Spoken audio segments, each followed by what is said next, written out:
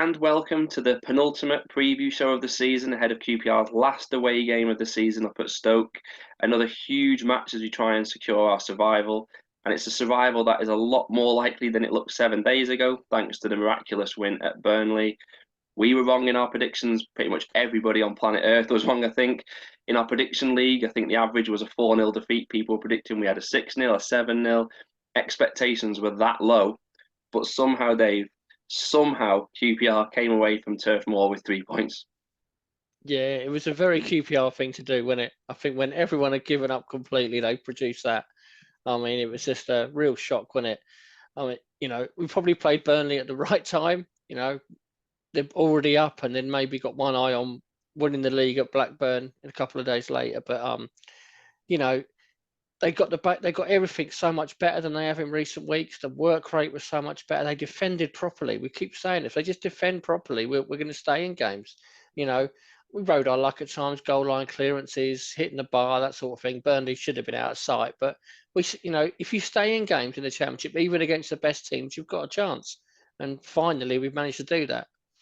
Yeah, you're right about what it's like in the Championship. Vincent Kompany said it, didn't he? He said he could feel it coming once the second half started. And I think that was the key thing in the game was, I know it was by hook or by crook, but we got to half time and we were still level, and then we could grow in belief, grow in confidence. Because the first half was torture. It was literally, we couldn't get out of our own half, could we? But we responded well as well, which I thought was a major thing to them equalising. I mean, I was probably like most people, once they equalised, I thought it's going to end up 2-3-1 to Burnley. It was so different that to what we've seen recently for us to then come back at them again. Yeah, I thought the same. Once they got to 1-0, I thought, oh, here we go. I thought, but at least they've given it a go today. It wasn't too bad if we'd lost. But they come back really well, and we had a good spell before the goal. It wasn't as though the goal was just out of the blue. Armstrong had a chance. Chair had a couple of chances. So we were building something. And then, I mean, it was a miracle. I couldn't believe it when the goal came.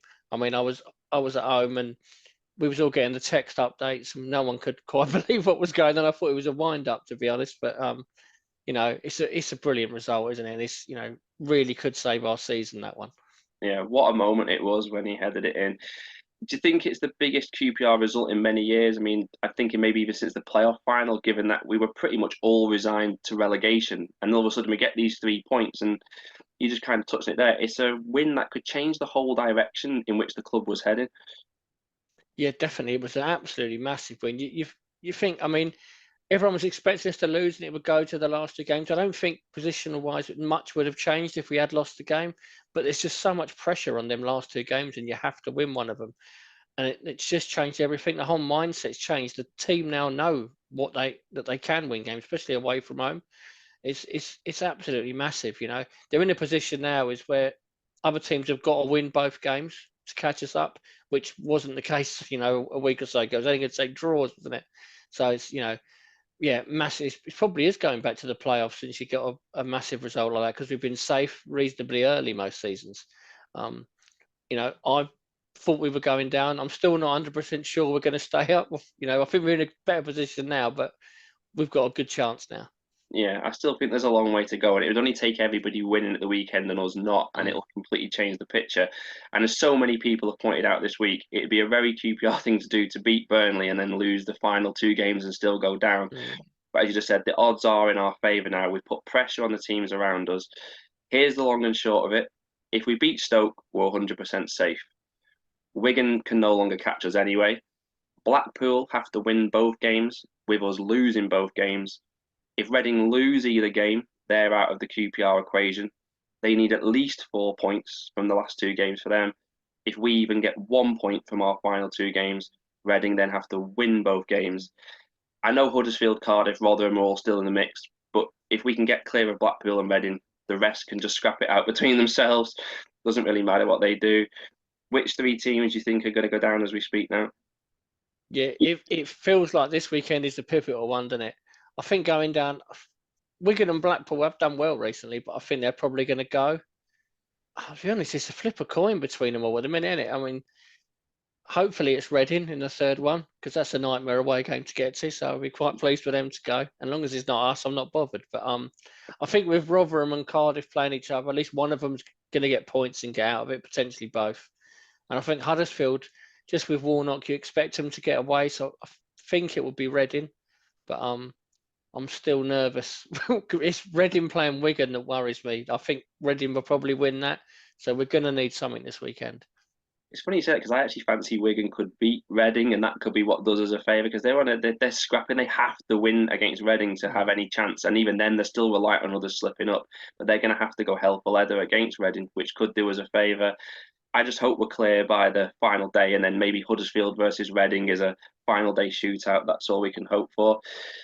Let's look ahead to Stoke then. Now, we've said it over the last couple of weeks that the teams have all been playing for the Championship, playoffs, all sorts. Stoke genuinely don't have much to play for. They can't finish higher than 13th. They can't finish lower than 17th. They're currently 5 without a win, only 1 win in the last 8. Surely they are there for the taking. It's probably the game you'd pick, isn't it? If you were going to get it, we've got a half decent record at Stoke as well, but it's the last home game for them, so you think they're going to want to end on a high. And I was looking at their squad today. Every time we play Stoke, I look at their squad and think they're quite good. How are they so low in the table? But obviously there's something wrong there. Every year they've come down, they've looked a decent side, but yeah, it's one we've got a target to win. They say we don't want to take it to the last day of the season. If we have to, we have to. But it's a good opportunity. If we do what we did last weekend, just defending properly, getting your body in the way, putting blocks in. It just goes a long way. And if we can stay in the game, get to the last 15, 20 minutes, not losing, I think we can, either get a draw or definitely a win out of that one, especially with someone like Armstrong coming on late. You mentioned Stoke there, how they're in a bit of a strange position, but it feels like they're kind of going through those like post-parachute payment years that we went through, where you're trying to get rid of the high earners, expectations need adjusting, and people joke that we were 16th for years, and it feels like Stoke now have kind of taken that place, haven't they? Let's look at QPR then. It was a fantastic afternoon at Burnley, but we have to say it was a grind. And let's be honest, we were somewhat lucky. We could have been 3-4-0 down at half time, and no one would have really been able to complain. I mean, no way trying to put a dampener on things, but we only had 19% possession. Do you think he can afford to set up the same again and get the same results, or is it a risky business? Yeah, I think we probably are going to set up the same. I think we'll probably have a bit more of the ball this weekend than we did at Burnley. I mean, as we said, Burnley are a very good side, but we did just go there and just try and hang on for dear life, didn't we? I think we'll probably have a little bit more ambition this weekend. But I would imagine it's going to be a similar setup. He does seem to have gone for the last 3-4 games with players he feels he can trust, and they're not necessarily our best players, but they're best individual players. But it's probably the ones he feels are going to do a job for him. So I wouldn't expect too many changes to the team. Potentially led in for Drew, because Drew had a bit of a hard time, didn't he, at the weekend? But I can't see many more changes than that. Yeah, I think the only other one potentially is Adoma, but he seems to like Adoma, doesn't he? And I think most fans would be saying start maybe Sinclair Armstrong, but he has such a good impact off the bench, didn't he? And we don't get much right. But one thing we have been saying for weeks is that we've missed Sinclair Armstrong as that option off the bench, because he does give you a proper way of changing the game, and that's what we saw at Burnley. He was incredible, wasn't he? I mean, he's just so raw, but he's a joy to watch, isn't he? Yeah, it just gives you a genuine threat on the break. We don't have that threat. Teams can push on. They can leave one back against our forwards and know, look, Dykes and Martin ain't going to run past them, are they? They're fine. But with Armstrong, they've got to leave more players back. But Burnley are a good side, but they were panicked by Armstrong. I mean, I'm not sure Armstrong knew what he was doing half the time, but he just charges through, and I'm desperate to see him get a goal. He's such a threat when he comes on, and like I say, try and stay in the game. Don't do the usual and throw it away in the first 10 minutes. We're still in the game with like 15, 20 minutes left. Bring him on, and we'll cause some problems. Yeah, it will be pandemonium in the stands if he can get a goal in either of the last 2 games. It would actually be a nice way to end the season after all the bad times we've been through this season. We have to praise Rob Dickie as well. He's taken stick. We've had to criticise him on this show in the past.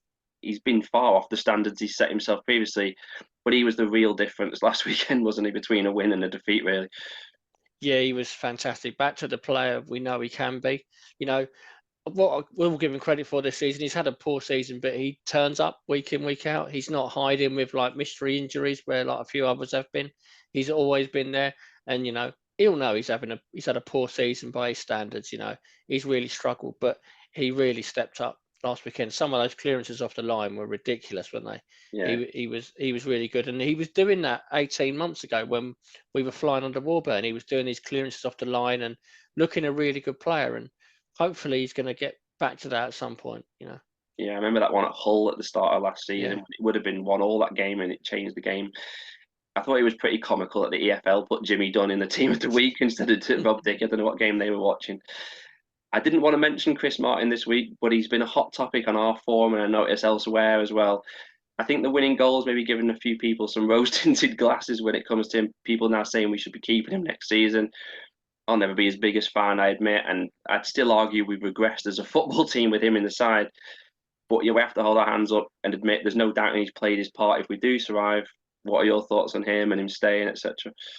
Yeah, I mean, he's come in and done the job he was asked to do. He's always been a decent target man. He scored 2 very important goals. The equaliser at West Brom was a big goal, and the one against Burnley is absolutely massive for us. He's done good. I should just thank him at the end of the season and move on. I think if they give him another year, they've made this mistake before. They gave Austin 2 years when his legs had gone. They gave Adoma another 2 years. They've given Johansson 3 years on the back of a good spell. They can't surely do it again. He's done well. I'm not going to knock him at all. He's done really well, and I think he'll play a big part in the last 2 games of the season. But they've surely got to look elsewhere next year. Yeah, he's a good pro. There's no doubt in that. I just don't think he's a long-term solution for what we should be looking at.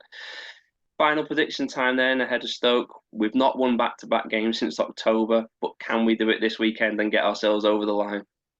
I really hope so. Just to ease the panic. I think we've got a good chance. I thought for a while this is the pivotal weekend. Few teams are playing each other, and this does look like a game we can go into and get something. So I think it'll be nervy and very tight again. I think we might just nick it, like 2-1, something like that. Yeah, to be honest, I don't even know when I last predicted a win. Just sit here every week, and I don't know when I last did it. But I have a feeling we're going to do it this weekend. Just taking the confidence and belief from last week. The players know what they need to do, like you said. They've got a decent record at Stoke, like you said as well. Although having said that, I'm taking my little boy, and he's usually lucky if we even have a shot on goal. So if we win, it'll be a glorious afternoon. We'll see you in Stoke, and we'll see you next week for the final preview show of the season. Touchwood, fingers crossed that we're talking about a dead rubber against Bristol City by the time we reconvene. Come on, you Rs. We know who we are. You know who we are. We are QPR.